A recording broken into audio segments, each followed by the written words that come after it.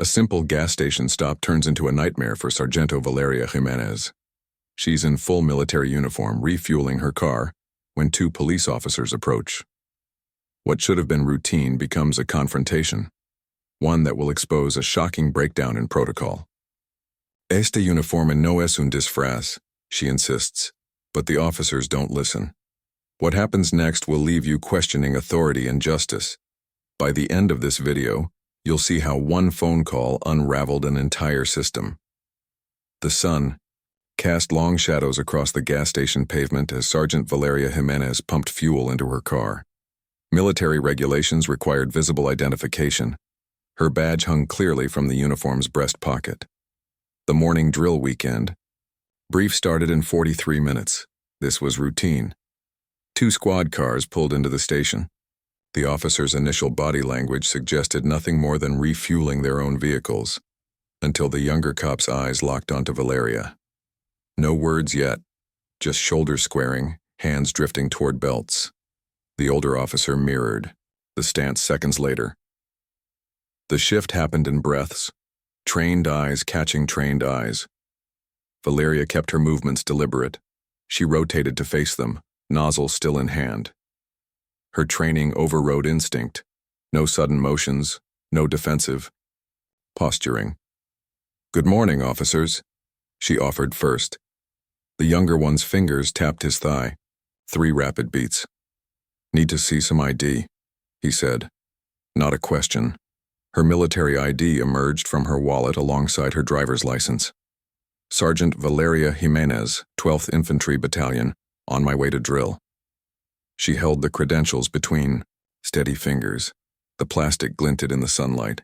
The older officer took them without breaking eye contact. He flipped the IDs once, twice. The younger one circled left, putting Valeria between them. "How long you been posted here?" The question came too sharp for small talk. Valeria's jaw tightened just once. 4 years. Her tone stayed level. "Loitering at a service station's a violation," the younger officer said. His fingers stopped, tapping. Valeria's eyes darted to her watch, 26 minutes to briefing. "I'm fueling my vehicle, officer. Standard procedure before..." "Step away from the pump." The older one cut her off. He hadn't returned her IDs.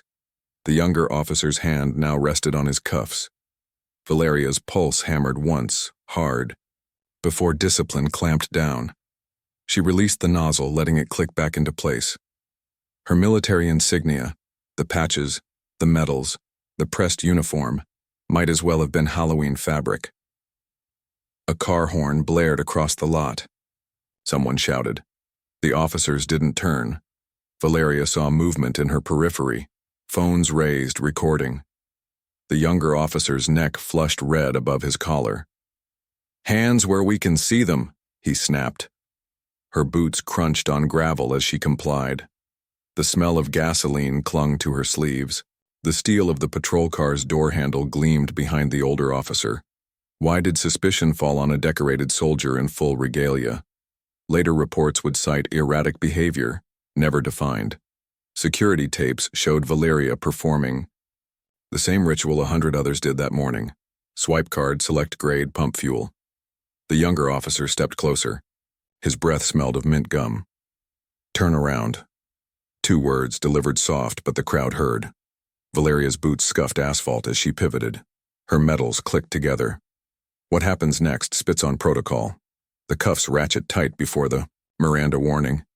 The older officer's radio crackles unanswered, and in the gathering crowd someone's phone streams everything live. Procedures exist for verifying military personnel. A call to base command. A visual inspection of insignia. A confirmation through channels. None of this occurred. The sergeant's arms protested as the metal bit into her wrists. The younger officer muttered about costume parties. His fingers pressed too hard between her shoulder blades, steering her toward the cruiser. Her dress shoes scuffed the pavement, shined that morning, now dragging. The crowd's murmurs crescendoed. A woman's voice cut through. "That's a real soldier." The officers didn't react. Valeria's head turned left at the last second, catching the gas. Station sign's reflection in the cruiser window. The time flashed. Briefing in 19 minutes. Lieutenant Colonel Ricardo Lopez expected punctuality. The cruiser door slams behind Valeria. The vinyl seat sticks to her uniform. The younger officer ducks his head in, blocking the open door frame. His shadow falls across her ribbons. "Stay put," he says, as if she could move with her wrists locked behind her. "This uniform is not a costume," Valeria states again. The Spanish pronunciation, crisp, deliberate, carries more weight this time. "Sargento Valeria Jimenez, 12th Infantry Battalion." She rolls the R in Infanteria hard. The officer taps his fingers against the roof. His partner mutters something about Halloween weekenders under his breath. The words carry. Valeria's jaw tightens. She counts the stitches on the cruiser's headrest, 1, 3, 5, to ground herself. Metal presses into her tendons. The cuffs were ratcheted too tight from the first click.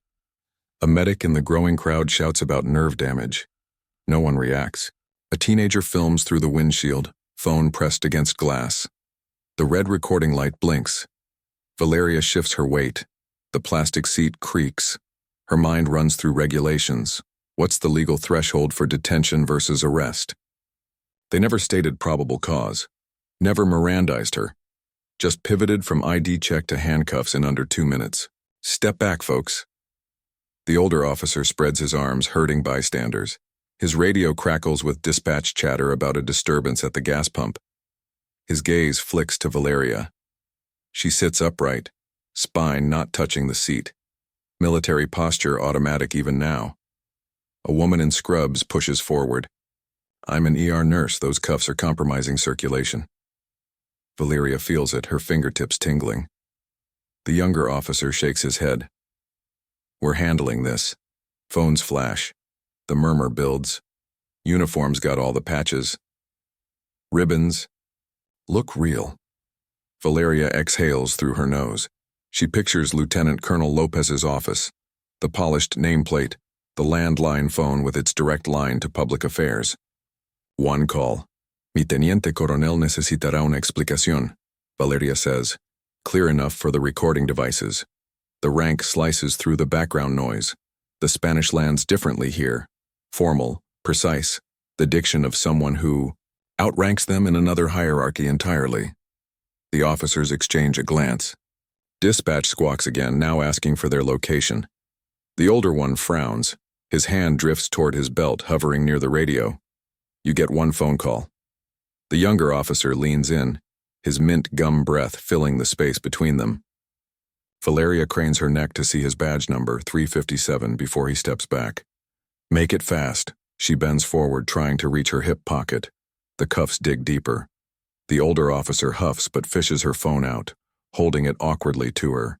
Here his thumb hovers over the unlock button. Passcode. Valeria recites it. Her service pistol's serial number backward. Another mental exercise. The screen lights up.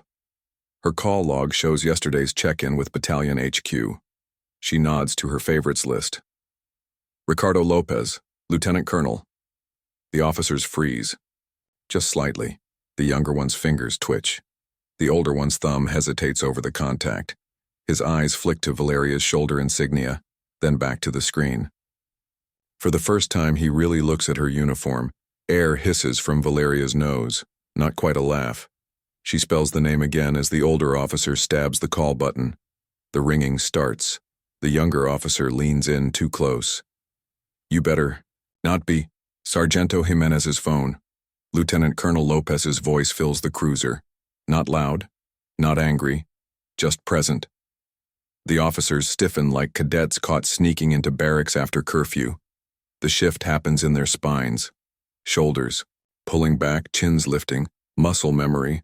Valeria doesn't smile. She states her location, the officer's badge numbers, the exact time of detention. "2 officers are holding me on suspicion of..." She pauses. "They haven't specified, mi teniente."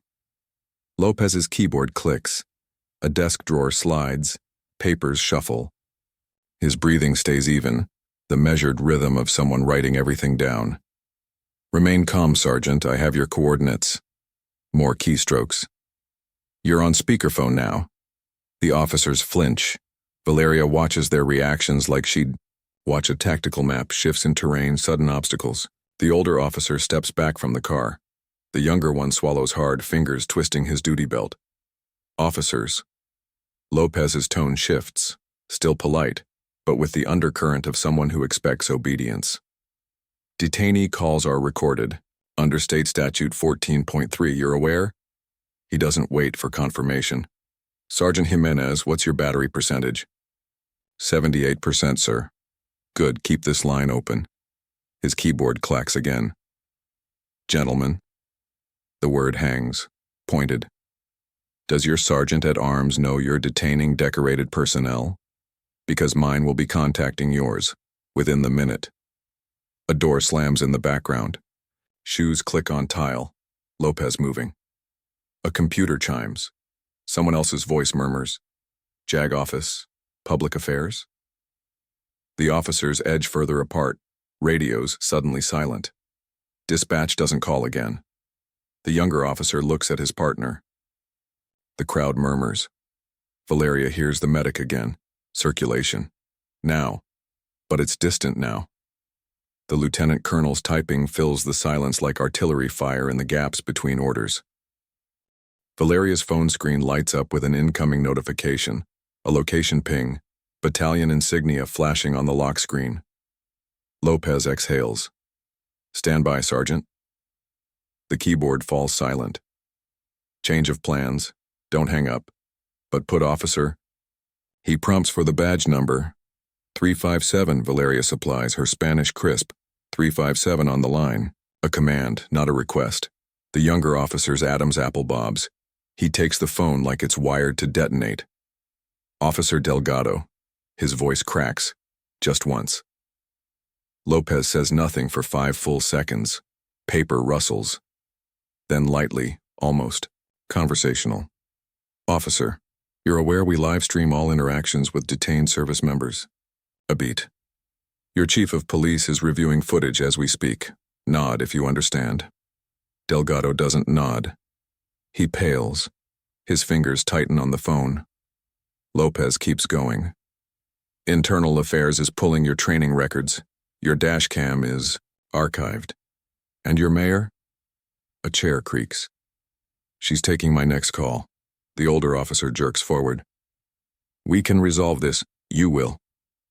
Lopez cuts him off. The keyboard resumes.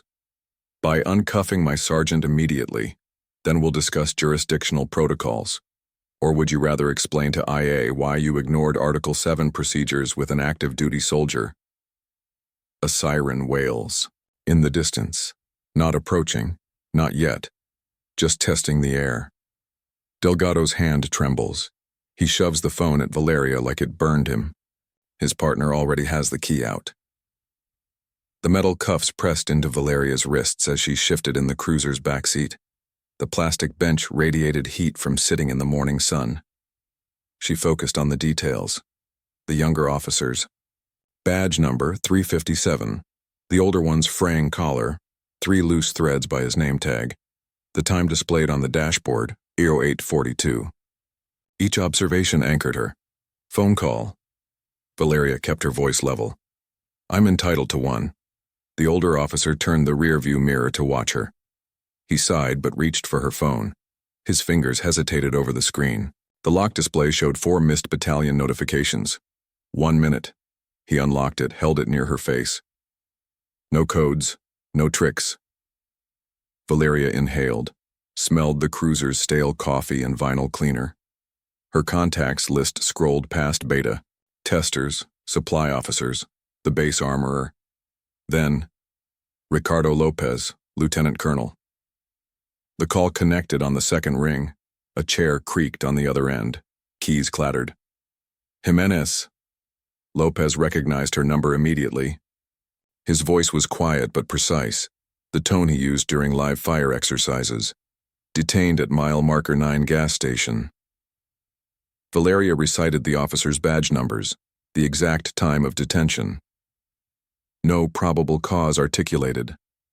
The phone's microphone picked up the cruiser's idling engine. Lopez exhaled. A drawer slid open. Video?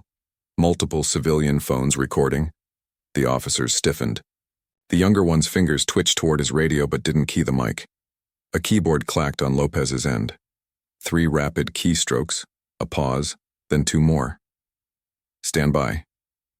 His voice remained flat, but another line clicked open. Speakerphone activated. 2 more handsets lifted in the background. The older officer grabbed the phone. "This is Officer Teague." His voice cracked on the last syllable. Silence from Lopez's office. Papers shuffled. A desk chair rolled slightly. Then, Lieutenant Colonel Ricardo Lopez, 12th Infantry Battalion JAG Liaison. The title landed between them like a gauntlet. "Confirm, you have my sergeant in custody without articulable suspicion?" Teague's grip tightened.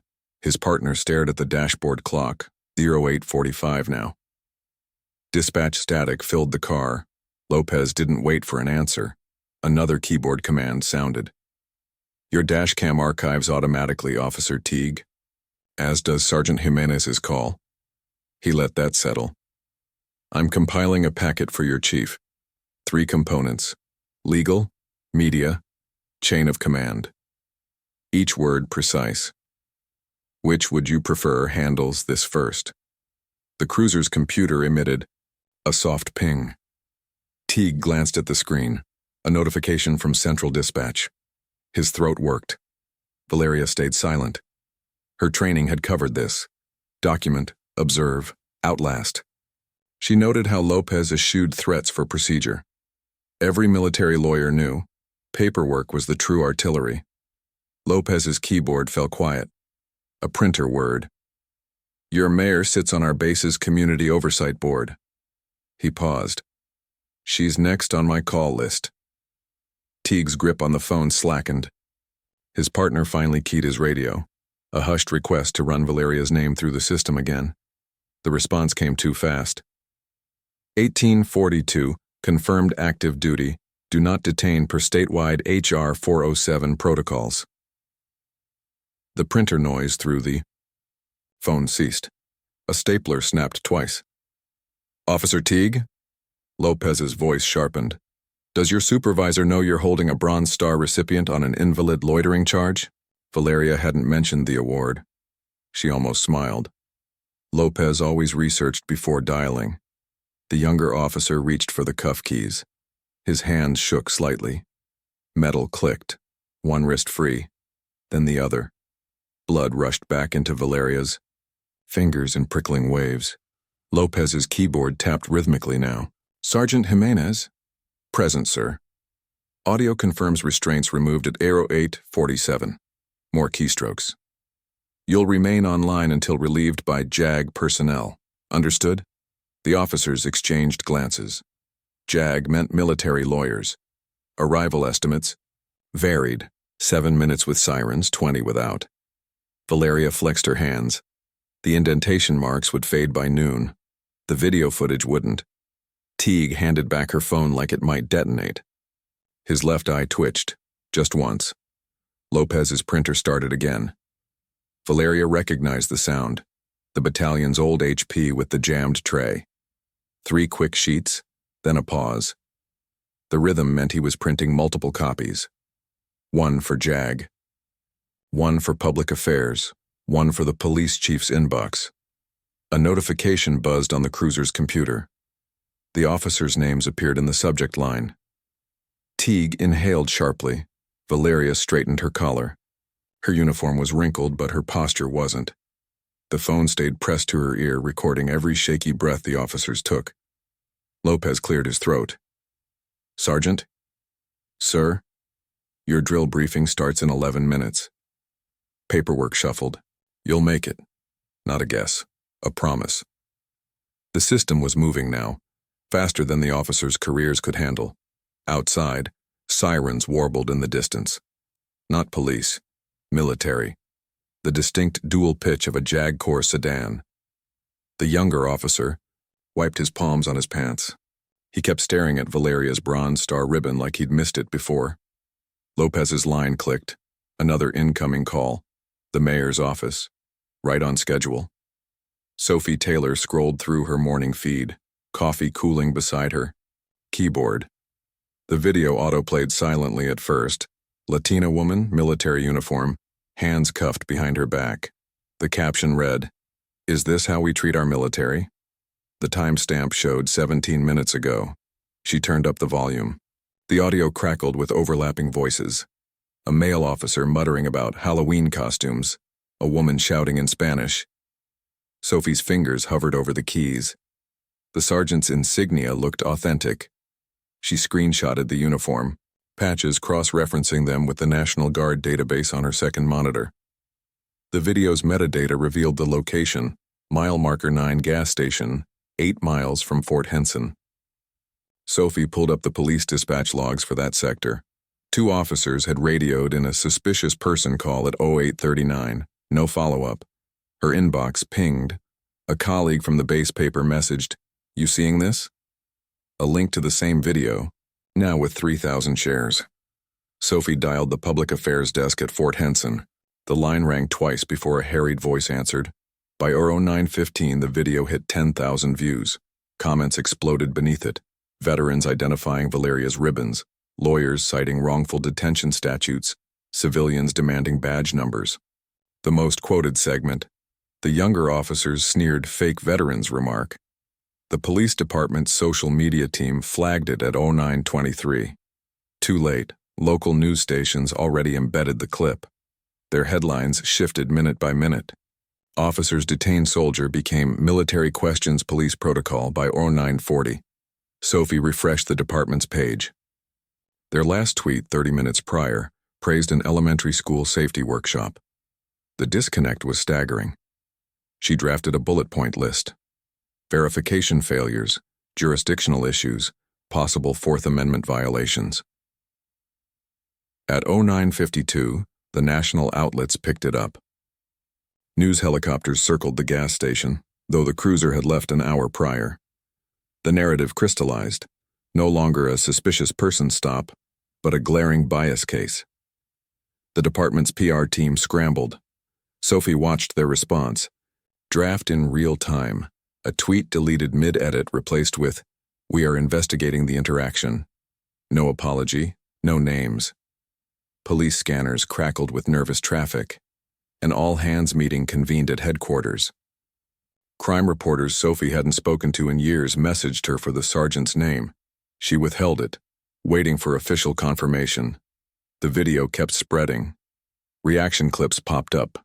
Active duty soldiers recording themselves in uniform, asking, "Do I look fake to you?" A retired colonel dissected Valeria's medals frame by frame on Twitter. Sophie's editor called at 10:17. "Get the soldier's statement before the evening brief." She checked military databases again. Valeria's service record was locked. A JAG flag had been placed. At the precinct, blinds snapped shut in the press office. A rookie cop misdirected reporters, claiming the officers were on patrol. Body cam footage requests piled up in the system, unanswered. By noon, the hashtag "John Uniform Not a Costume" trended. Memes juxtaposed Valeria's cuffed wrists with stock photos of police salute ceremonies. The department's Facebook page flooded with demands for accountability. Sophie's source at City Hall texted, "Mayor's livid. Calls incoming from the base commander." She watched the real-time viewer count, 387,000 and climbing. Every refresh added zeros. The gas station parking lot became an impromptu shrine. Flowers piled against the pump Valeria used. A veterans group set up a card table, collecting signatures for a petition. At 12:45, the department finally named the officers in a press release. Too little, too late. The story had already jumped to national cable. Pundits dissected it. On split screens, uniform protocol on one side, police training manuals on the other. Sophie's phone buzzed. A tip from a courthouse contact. The officers had prior complaints. One for excessive force during a traffic stop, another for profiling. Near the base. Both were dismissed. She cross-checked the records. The patterns matched. The younger officer had worked near Fort Henson for 3 years, yet still didn't recognize active duty insignia. At 13:20, The mayor's office announced an emergency press conference. Sophie booked a live truck, confirming the location, city, hall steps, not police headquarters. A deliberate choice. Back at the gas station, a network reporter did a stand-up beside the pump. "Just feet from where Sergeant Jimenez stood this morning," she intoned, though Valeria's name hadn't been officially released yet. Sophie's editor pinged again. "Get base confirmation before the mayor speaks." She pulled up the battalion's social media, still silent, but the JAG liaison had just followed 3 civil rights attorneys. The department's spokesperson emerged briefly, refusing questions. Someone shouted, "Where's the body cam footage?" The door swung shut without an answer.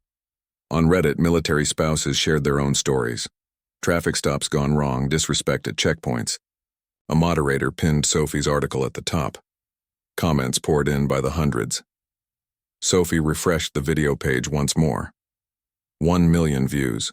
The top comment quoted Valeria's "Este uniforme no es un disfraz" with a flag emoji. Replies stretched for pages. Her police scanner erupted suddenly, a priority call from the chief's office. All media inquiries were to be routed through a crisis PR firm. The shift in strategy was palpable. At 14 hours, the first national politician weighed in. A senator tweeted, "This isn't how we treat those who serve." The clip played on Newsroom, monitors across the city, sound muted but captions blazing. Sophie checked the battalion's website. Still no statement, but the homepage banner had changed. A new photo of soldiers in formation, uniforms razor sharp. Message received. The mayor's aides distributed press packets. 30 pages of police-military cooperation guidelines, all dated within the past hour. Sophie flipped through them. The revisions were underlined. Outside, satellite trucks lined the block. Protesters chanted near the barricades. A veteran in full dress blues held a sign. "I served. Would you cuff me too?"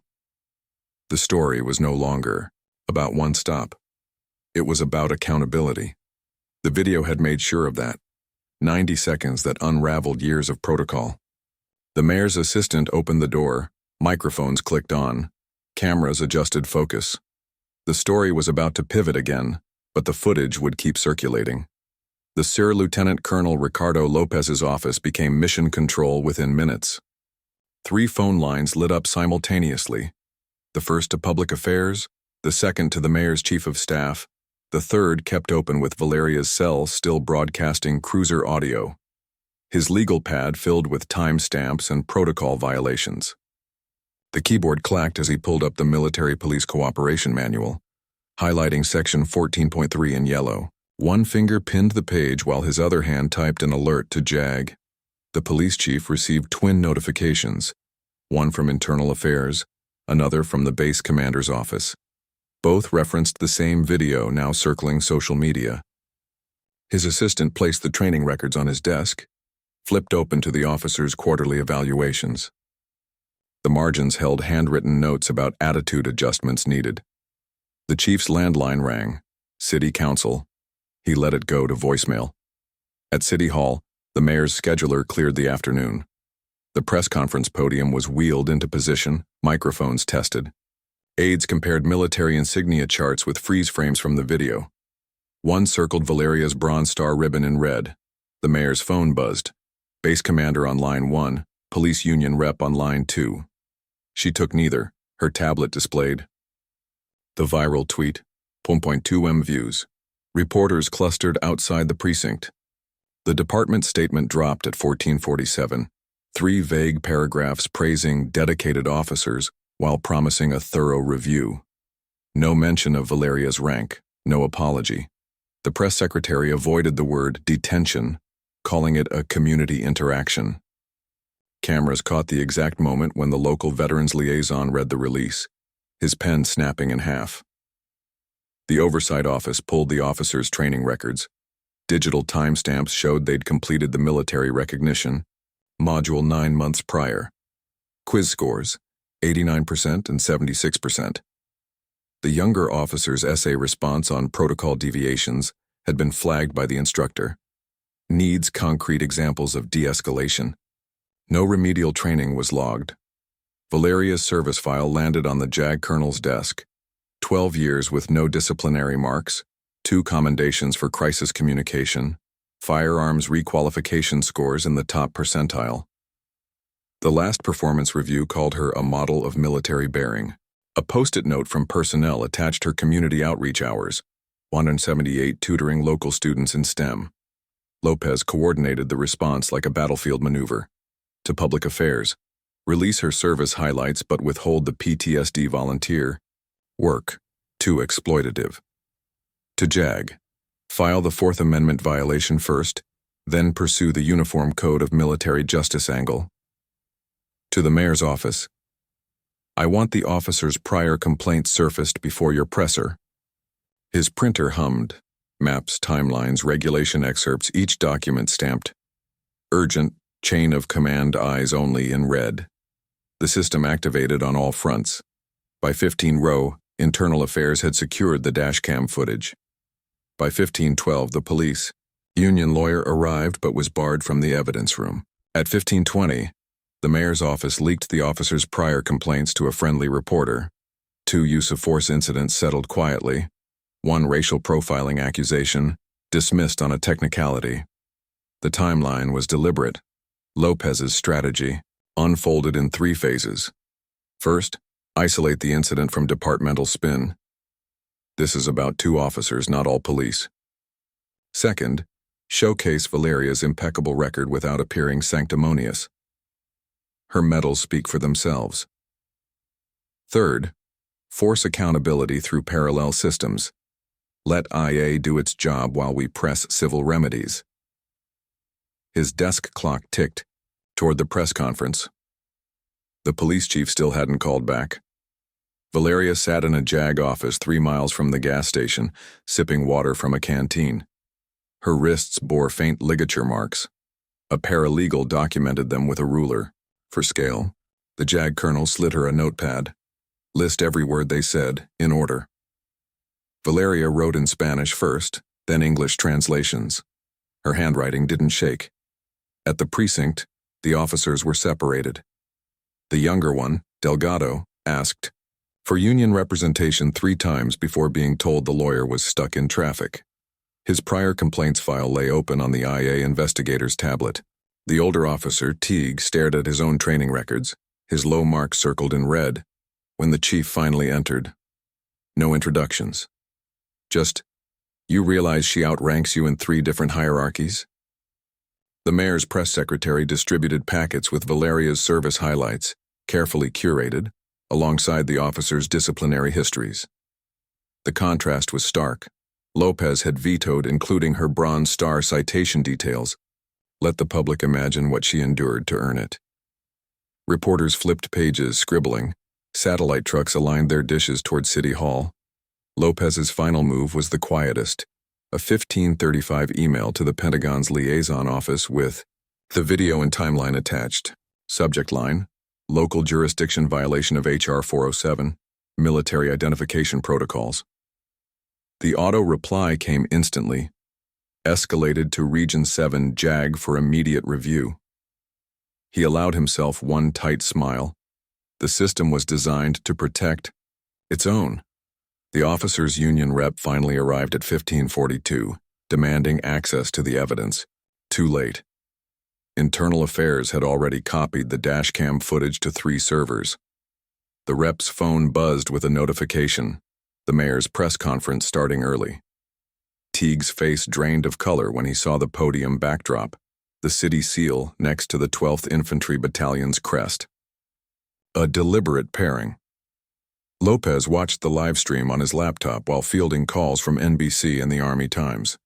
He deferred all comments to public affairs but made sure to mention, Sergeant Jimenez will not be paraded for photo ops. Her focus remains on duty. The subtle jab at the department's press strategies wasn't lost on the reporters. At the gas station, a CNN crew interviewed bystanders. The clerk who'd rung up Valeria's coffee earlier now described the arrest to Anderson Cooper's producer. The pump she'd used became a makeshift memorial. Notes, flags, a single bronze star replica left anonymously. Street view cameras caught 7 police vehicles passing slowly that afternoon. None stopped. The chain reaction outpaced containment efforts. By 16:00, the National Guard's Twitter account posted a thread on uniform recognition. By 16:15, the police chief's emergency meeting with faith leaders was leaked to the press.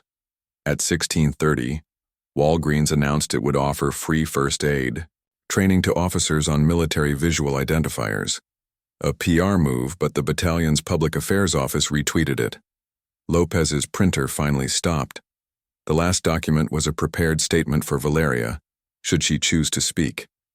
3 versions: gracious, we all want safer communities; fiery, this uniform means something; and resigned, let the process work. He paperclipped them together, label facing up. The choice would be hers. At 16:45, the mayor stepped to the podium.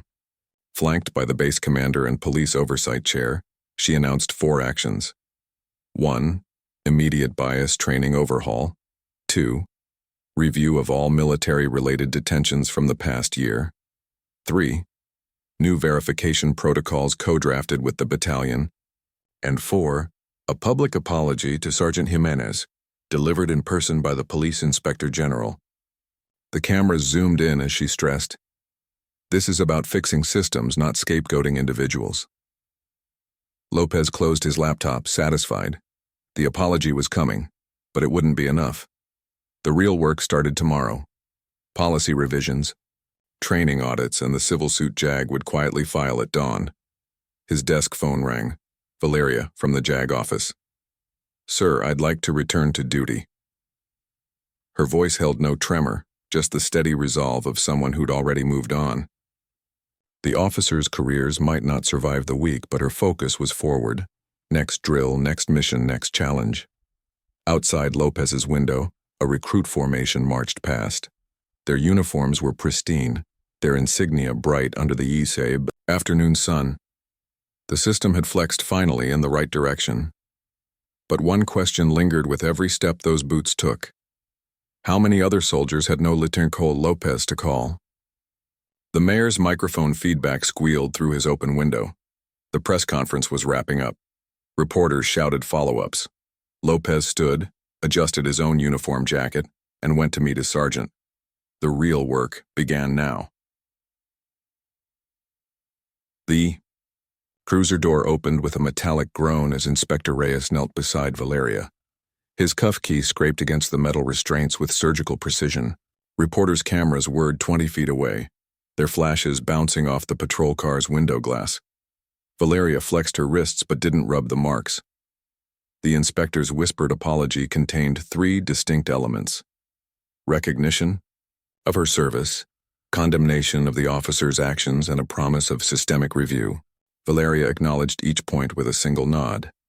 Internal affairs moved faster than protocol typically allowed.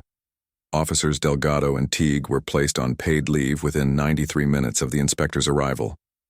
Their access cards deactivated at 15:08.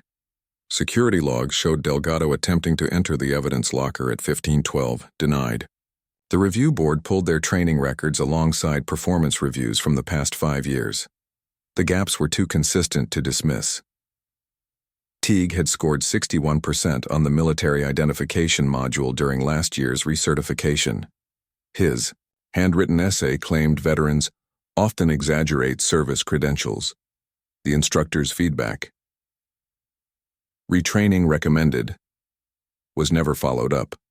Delgado's file showed worse. 2 citizen complaints about aggressive behavior near base housing, both closed as unsubstantiated. The incident reports included witness statements from active duty spouses describing his disdainful tone when checking military IDs. The inspector held his press conference at 16:30, flanked by Valeria's battalion commander. His statement lasted 4 minutes and 12 seconds. He used the word regrettable twice but avoided wrongful detention. Cameras zoomed in on the creased paper in his hands, watermark showing the police chief's office letterhead. Behind him, the department seal looked newly polished. Valeria stood at parade rest throughout. Her uniform had been steamed since the incident. Only the slight stiffness in her shoulders betrayed the hours spent in cuffs. When reporters shouted questions about lawsuits, her commander stepped forward with a prepared line. Sergeant Jimenez's focus remains on duty. The phrasing was careful, neither confirming nor denying legal action. Monitor screens in the precinct break room showed the press conference live. Delgado had left the building by then, but Teague sat watching with his union rep. The older officer's fingers left sweat marks on his knee seams.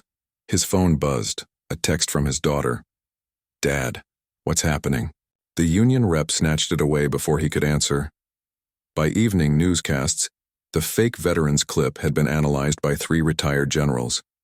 Each pointed out Valeria's Combat Action Badge, an award only earned under direct enemy fire. The chyron beneath CNN's split screen read, "Decorated soldier detained in uniform." Fox News superimposed her medals over the officers' personnel photos. MSNBC aired a panel discussion about racial profiling with a freeze frame of Valeria's cuffed hands. Community leaders didn't wait for official findings. The NAACP chapter president held her own presser at 1745, flanked by veterans from Post 176. Their demands were specific: mandatory bias training co-facilitated by military liaisons, public audits of all service members detained in the past, 5 years, and civilian oversight of police-military interaction protocols. She cited Valeria's case number 7 times. The department's PR team scrambled. Their initial statement about supporting those who serve now seemed hollow. An emergency meeting convened in the chief's conference room, 23 attendees, 3 lawyers present. The PowerPoint slide titled, "Media Strategy," had 4 bullet points crossed out. Someone had written in Sharpie, "Too late for spin." Internal leaks started within hours. An anonymous sergeant emailed local news outlets Delgado's disciplinary.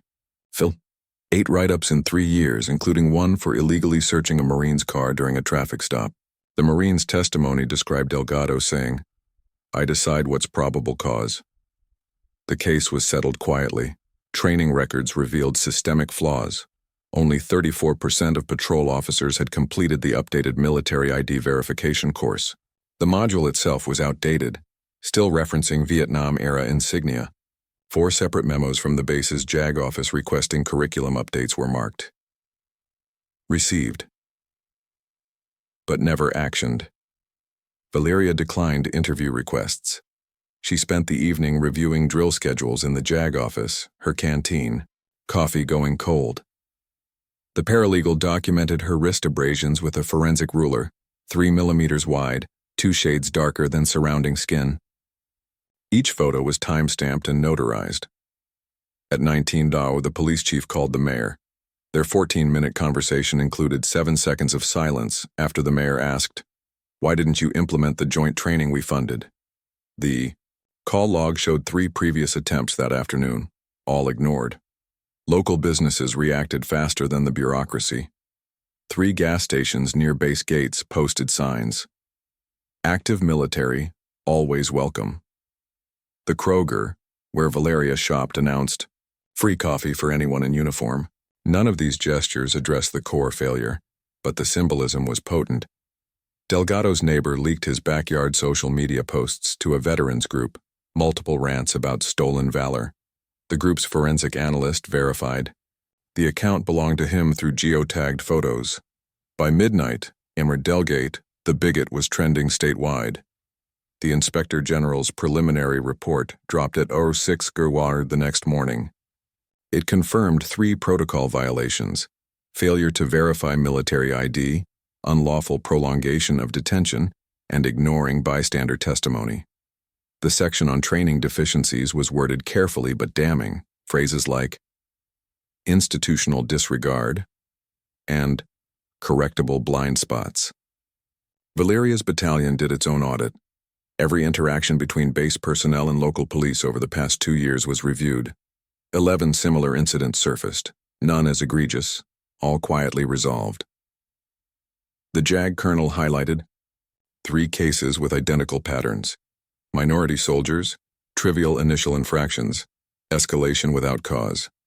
At roll call that morning, officers received new directives: Military personnel were to be verified through dispatch before any detention. The bulletin included color photos of current insignia. 2 veteran cops were overheard grumbling about political correctness. The sergeant shut it down with a glare. Community pressure kept building. The Urban League announced a town hall with base leadership. The VFW post commander pledged to monitor all pending cases involving veterans. A Latino veterans group launched a hotline for reporting police misconduct. Their first tweet featured Valeria's service photo with the caption, "This is what a hero looks like." The department's reputation metrics plunged. Internal surveys showed 62% of officers felt demoralized. External polls revealed 78% of residents distrusted their procedures. Recruitment numbers for the next academy class dropped 40%, unprecedented in department history. Valeria returned to duty as promised. Her first drill weekend passed without incident.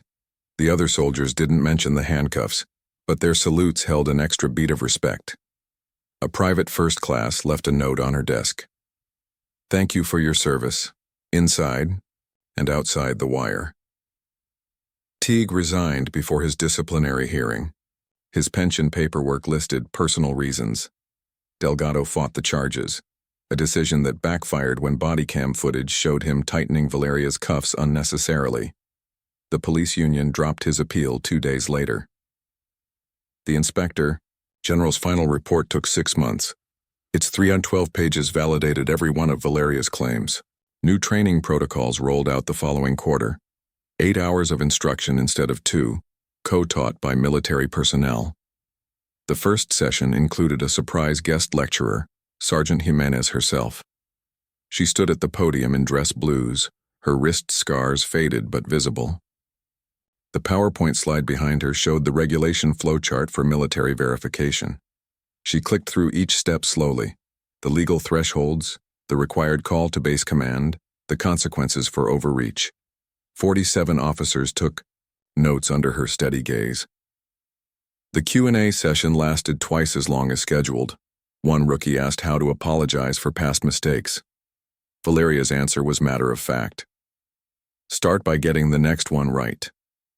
But as the room cleared, a lone figure lingered: Delgado's former field training officer. He waited until they were the last 2 people in the auditorium before speaking. "That kid had red flags from day one," he admitted. "We ignored them because he cleared quotas." His shoes scuffed the floor as he turned to leave. "System's only as good as the worst standard we tolerate." Valeria stacked her handouts neatly. The revised training manuals included her case study now, page 147, complete with legal citations and prevention strategies. Outside, a new recruit class marched past the windows. Their instructor barked corrections about uniform insignia alignment. The scars on her wrists didn't ache anymore. But the real remedy, the systemic fix, was only beginning. The next soldier detained without cause might not have a lieutenant colonel on speed dial. The next officer might not have bystanders filming. Valeria smoothed her uniform ribbons. The Bronze Star caught the fluorescent light. She had drills to run, soldiers to train, standards to uphold. The work continued. The new protocols arrived within 48 hours. Printed on departmental letterhead, stamped with urgency, they specified 3 changes: immediate verification of military IDs through central databases, mandatory cultural competency training for all officers, and body camera reviews for all veteran-related stops. The police chief signed them at 3:17 p.m. on a Tuesday, while reporters circled the building. Valeria's settlement offer came by certified mail. 5 figures, non-disclosure clause on page 4. She left the envelope unopened on her kitchen table for 3 days before mailing it back with a post-it note: policy before payment. Her commander forwarded the scanned image to Internal Affairs. By noon, it was circulating in the mayor's office. Training sessions started the following week. 37 officers sat through PowerPoint slides showing the difference between dress blues and imitation uniforms. The presenter paused on slide 22, an enlarged image of Valeria's insignia with red arrows pointing to authentication markers. 2 sergeants in the back row took notes without looking up. At the shooting range, recruits began practicing new checkpoint drills. The script now required verbal confirmation before physical contact. State your branch and serial number. During one session, a trainee hesitated too long after the command. His instructor made him repeat the exercise 11 times. The department's public dashboard updated its transparency logs.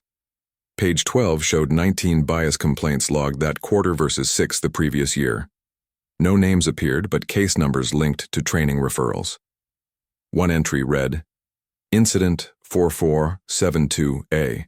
Failure to verify credentials prior to detainment. A freshman ROTC cadet saw Valeria's story on the evening news while eating cereal. She wrote the letter in one sitting, her pen pressing hard enough to dent the paper. You stood like my tia does when men catcall her, it said. Now I know I can serve without changing how I look.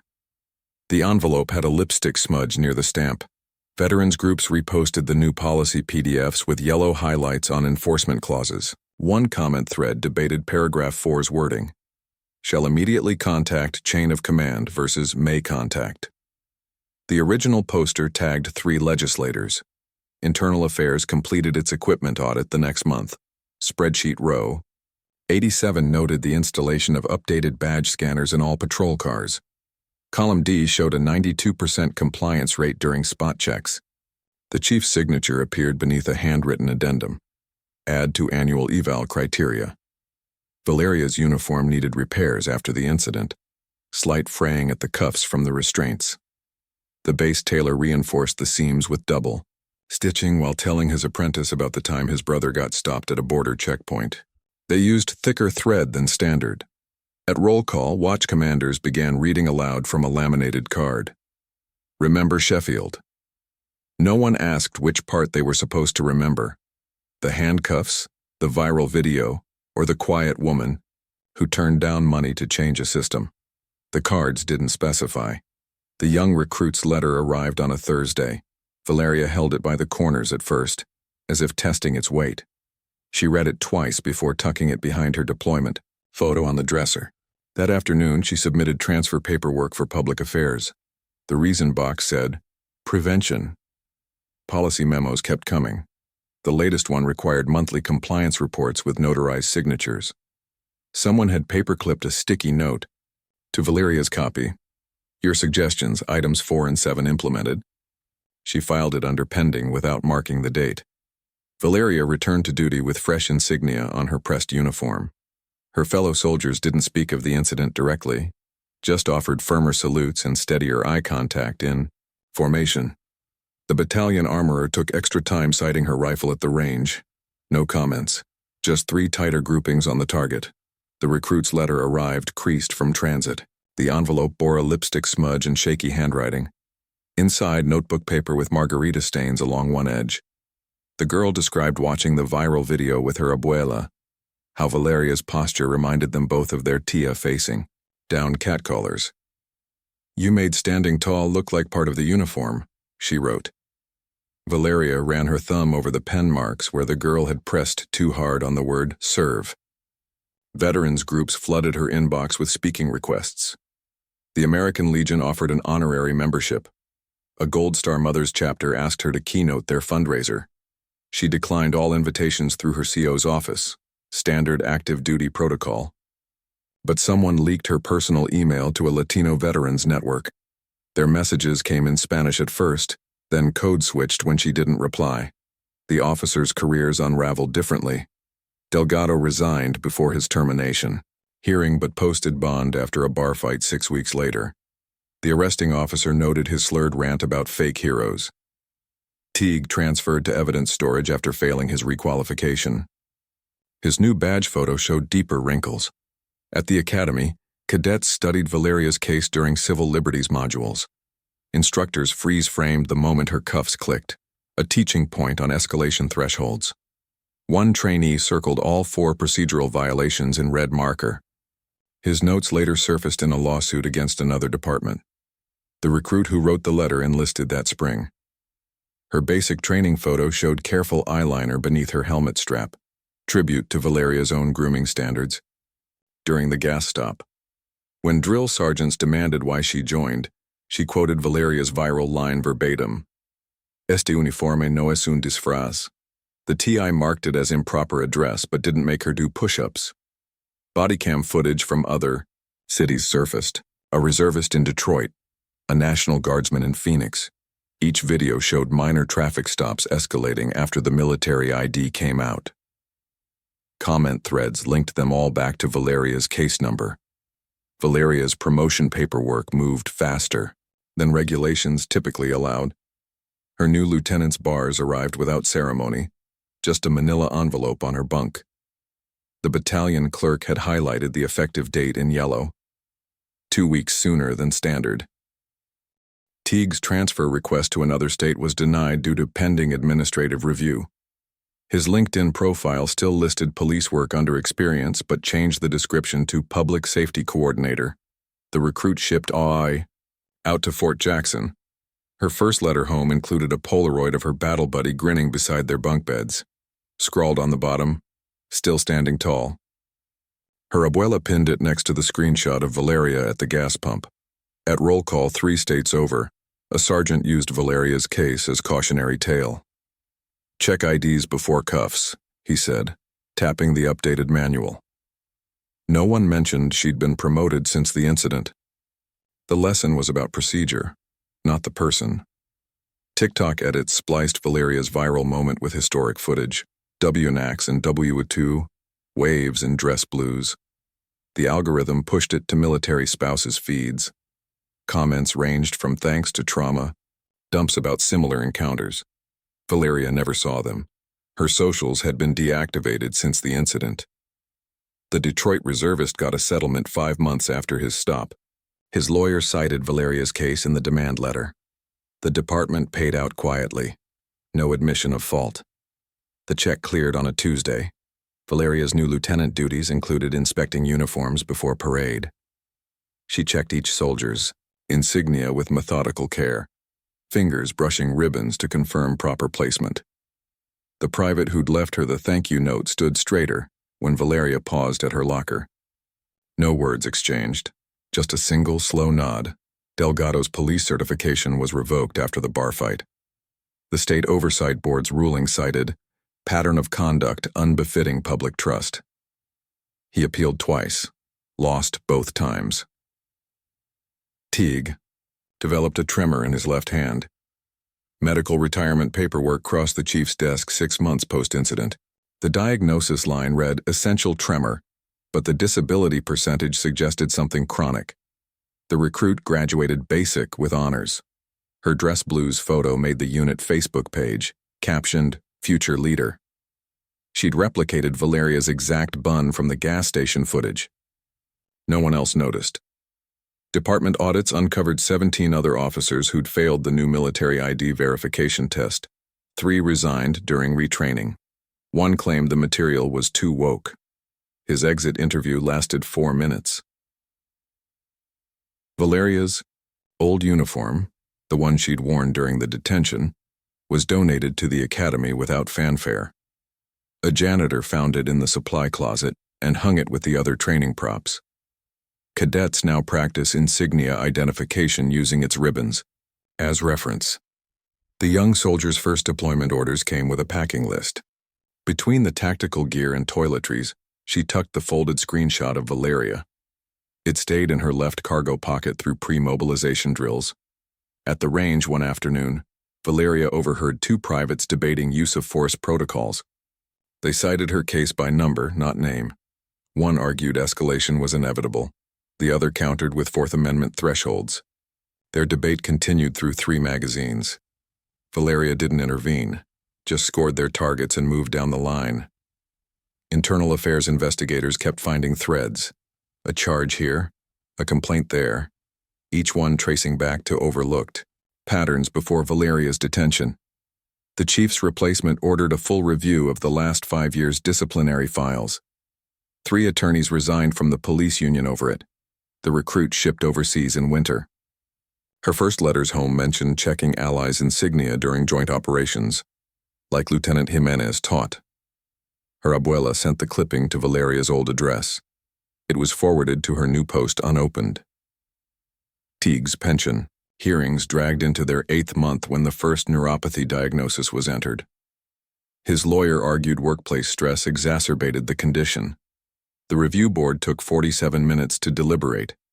They awarded 2/3 benefits. Veterans Day. Valeria's battalion hosted local school children.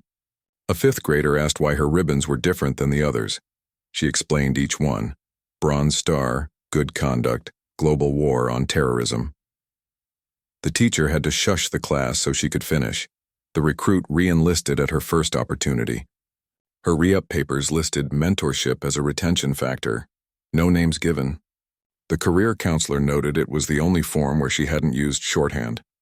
Valeria's personnel file acquired a new tab: Public Affairs Coordination. The transfers happened gradually.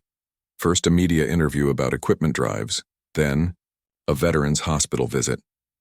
By the time she pinned on captain's bars, she was the face of the battalion's youth outreach program. Never once mentioned the gas station. Teague moved to a lakeside trailer. Neighbors said he flew an American flag but didn't attend the VFW pancake breakfasts. His tremor worsened in cold weather. Delgado's LinkedIn profile switched to security consultant after his appeals failed. His only recommendation came from a gun range owner in Nevada. The young soldier made sergeant faster than her peers. Her first act as NCO was requesting VA-certified de-escalation training for her platoon. The schedule showed 3 blocks of instruction, 2 more than required. On the anniversary of the incident, Valeria's battalion implemented mandatory bystander intervention training. The new module used anonymized footage from the gas stop, edited to show only the crowd reactions, not Valeria's face. Discussion questions focused on when to step in, not what went wrong. Teague's obituary ran for 3 lines in the local paper. Cause of death undisclosed. The funeral home guest register included 2 signatures from former colleagues. Neither left comments. The young sergeant deployed again, this time as a trainer. Her lesson plans included a 5-minute segment on proper uniform wear. She demonstrated with her own jacket, pointing to each insignia. The recruits leaned forward when she got to the combat action badge. Valeria's retirement ceremony featured full honors. The presiding general mentioned her commitment to standards without specifics. The program listed 22 years of service but only 3 duty stations. Everyone present knew why. Delgado's security consulting business folded after a negligence lawsuit. Court records showed he'd falsified training certificates. The judge cited demonstrated disregard for protocol. The sergeant, no longer a recruit, took over Valeria's old public affairs role. Her first press release announced new mentorship initiatives for Latina enlistees. The header photo showed her standing at parade rest, ribbons perfectly aligned. The Academy Valeria's case study was updated with redacted body cam transcripts. Cadets now analyze the verbal exchanges pre-detention, specifically where communication broke down. Passing requires identifying at least 3 procedural errors. Most spot 4. The ripple continues outward. A grocery clerk remembers to thank vets for their service after checking IDs. A cop hesitates before reaching for cuffs during a traffic stop, just long enough to confirm the driver's guard decal isn't surplus. A freshman ROTC candidate watches old news clips and recognizes something in Valeria's posture that makes her stand straighter. Systems change in increments. Sometimes it takes a woman refusing to bend. Sometimes it takes a young soldier seeing that refusal and recognizing her own spine. The recruit's abuela keeps the folded screenshot in her prayer book. When her friends ask about the unsmiling woman in uniform, she simply says, "La que hizo cambiar las cosas." The one who changed things. They both know which things she means. The gas pump still stands at mile marker 9.